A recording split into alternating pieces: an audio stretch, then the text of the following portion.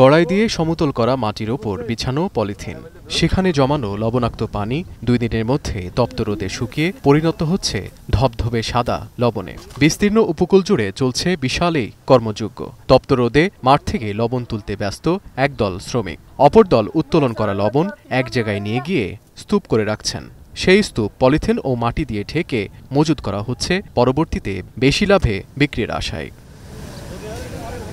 মৌসুম শেষ হওয়ার আগেই এবার গত 63 বছরের ইতিহাসে সর্বোচ্চ লবণ উৎপাদন হয়েছে দেশে। গত 2 মে পর্যন্ত উৎপাদিত হয়েছে 23,61,798 টন লবণ।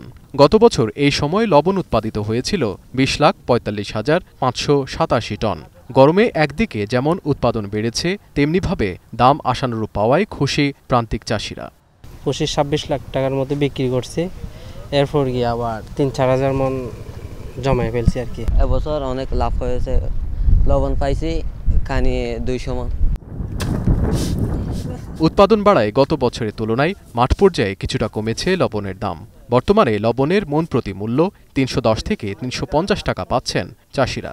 গত বছর একই সময়ে প্রতি মন লবণ বিক্রি হয়েছে 420 টাকায়। কক্সবাজার লবণ শিল্পের উন্নয়ন কার্যালয়ের তথ্য বলছে, চলতি মৌসুমে কক্সবাজারের 9 উপজেলা ও চট্টগ্রামের বাঁশখালীতে মোট 68,300 একর জমিতে লবণ চাষ হচ্ছে। যেহেতু এখন বৃষ্টি আবার বন্ধ হয়ে গেছে, একটু ডিস্টার্ব হয়েছিল 2-1 দিন, তো আবার যদি গরমটা পড়া শুরু হয় আরও সপ্তাহখানেক, আমাদের তো 15 তারিখ পর্যন্ত আমাদের অফিসিয়াল সিজন, আরও সপ্তাহখানেক পেলে আমরা ইনশাল্লাহ আমাদের টার্গেট হয়তো ফিল আপ হয়ে যাবে।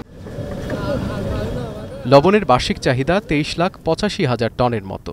চলতি মৌসুমে লবণ উৎপাদনের লক্ষ্যমাত্রা ধরা হয়েছে 25,28,000 টন। আবহাওয়া অনুকূল থাকলে এই লক্ষ্যমাত্রা ছাড়িয়ে যাওয়ার আশা সংশ্লিষ্টদের। এখন কক্সবাজার।